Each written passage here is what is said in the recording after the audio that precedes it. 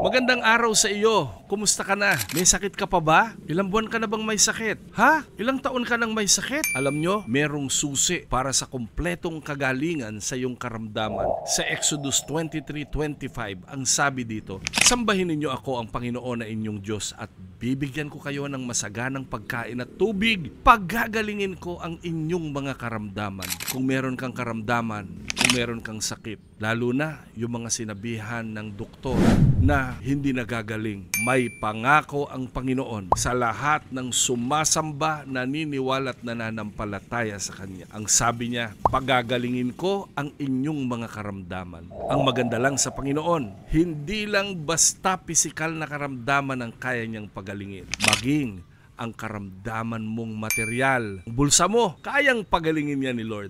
Maging lalong higit ang karamdamang espiritual. Pagpalain ka ng Panginoon, panampalatayanan mo, may gagawin ng Diyos sa araw na ito. Shalom!